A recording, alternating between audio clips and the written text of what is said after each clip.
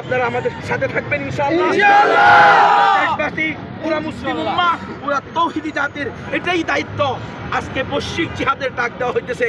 আজকে বিভিন্ন জায়গা থেকে, বিভিন্ন সংগঠন থেকে, বিশ্ব উলামা পরিষদের পক্ষ থেকে বলা হয়েছে এটা জিহাদ ফি সাবিলিল্লাহ ফরজ হয়ে গেছে মুসলমানদের জন্য। কিন্তু আফসোস, আমরা আমাদের এই দায়িত্ব থেকে হাত গুটিয়ে বসে আছি। আল্লাহ বলছেন হাত গুটাইলে হবে না, কাতিলুহুম ইউআযিবুহুমুল্লাহু বিআইদিকুম। হাত ব্যবহার করো, দেখবা বিশ্বের সুপার পাওয়ারও কোনো পাত্তা পাবে না। মুসলিম উম্মাহকে হাত ব্যবহার করতে হবে, শুধু মুখ না, শুধু মিটিং মিছিল না। আমি পুরা মুসলিম জাতিকে অগ্রসর হতে বলবো।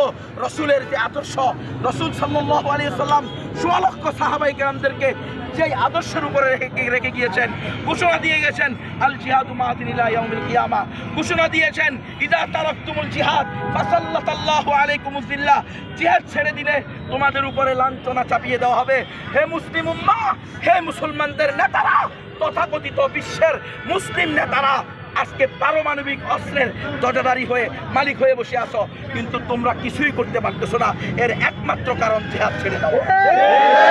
বিশ্বের দরবারে মুসলমান নির্যাতিত, নিপীড়িত, নিষ্পেষিত, নিগৃহীত। এর কারণে এজন্য আমরা চাচ্ছি আপনারা দোয়া করবেন ইনশাআল্লাহ।